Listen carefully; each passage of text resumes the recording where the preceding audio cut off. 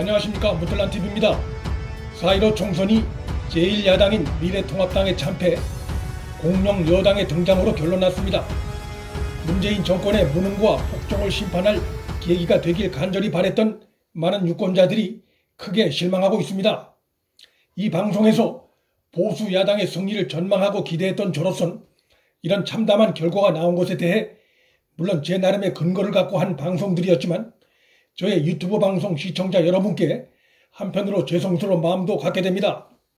이번 참패 결과에 여러 원인이 있겠지만 저로선 가장 큰 원인은 코로나 이슈가 문정권을 살렸다. 문정권의 모든 국정 무능과 잘못을 덮어버림으로써 유권자들, 특히 중도 유권자들이 정권 심판에 관심을 가질 정치 환경이 조성되지 못했다는 점을 꼽을 수밖에 없습니다. 모든 뉴스가 선거 하루 전날까지도 코로나 소식으로 도배된 상태였습니다. 하지만 충격적인 선거 결과 가운데서도 자유민주주의 최후의 방어선인 현 개헌 저지선이 무너지지 않았다는 점은 불행 중에 다행이라 할 수 있습니다. 이번에 백석 개헌 저지선이 무너졌다면 현 집권 세력은 집권 연장은 물론 포퓰리즘 정책 남발과 또 남북 간 현 상황 변화를 위한 체제 변경 개헌에 나설 가능성이 있었는데 다행히 개헌 저지 최후의 보루는 유지가 됐습니다. 또 하나 주목할 점은 이번 총선 결과에서 미래통합당의 비례정당인 미래한국당이 얻은 의석수입니다. 민주당의 위성정당인 더불어시민당보다 비례의석을 많이 확보했거나 혹은 갖다 하더라도 제2야당의 지위는 미래한국당이 갖는 것이 순리일 것입니다. 미래한국당이 제2야당이 됐다는 의미는 21대 국회 운영 과정에서 특히 공수처장 인선 과정에서 보수 야권이 집권 세력의 일방 독주를 견제하는 데 큰 힘이 될 전망입니다. 현행 공수처법에 의하면 공수처장 후보 추천위원 구성은 법무부 장관, 법원행정처장, 대한변호사협회장이 1명씩을 추천하고 여당과 야당이 각 2명씩을 추천해 7명으로 구성되어 있는데 이들 중 6명이 동의하는 후보자에 한해 대통령에게 추천을 할 수 있기 때문에 미래통합당과 함께 보조를 맞출 제2야당의 역할이 매우 중요합니다.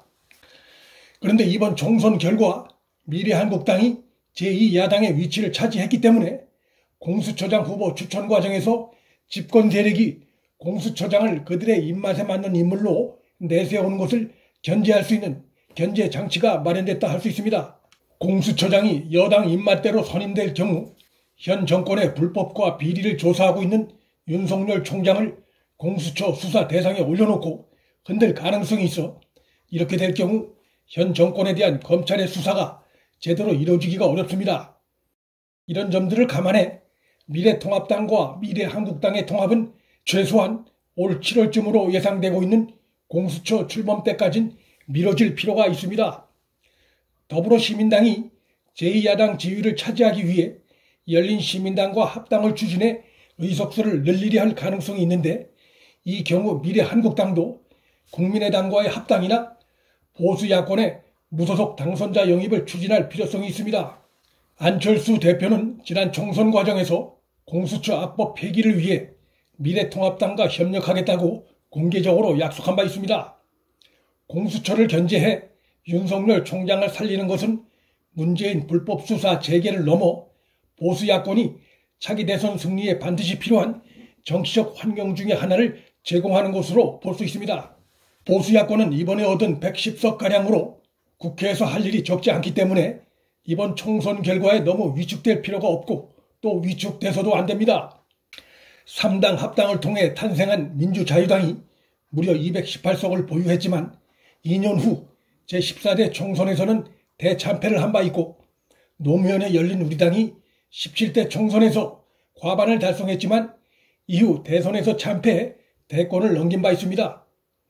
무능과 독선의 문재인 정권이 코로나로 등장한 코돌이 세력에 취해 오만한 행보, 무능한 행보를 보이다 몰락의 길을 걸을 가능성이 있습니다. 무엇보다 문재인 정권은 향후 몰아닥칠 경제위기에 대처할 능력이 없는 정권이기 때문에 코로나로 인해 얻은 국민 지지가 결코 오래갈 수가 없습니다. 민주당은 야당에게 책임을 떠넘길 수도 없는 거대 공룡 여당이 된 만큼 국정 운영에 대해 전적인 책임을 져야 하는 상황이 됐습니다. 보수 야권이 실력을 닦으며 시간을 기다리면 기회는 반드시 오게 돼 있습니다. 문플란TV 여기서 마칩니다. 시청해주셔서 감사합니다.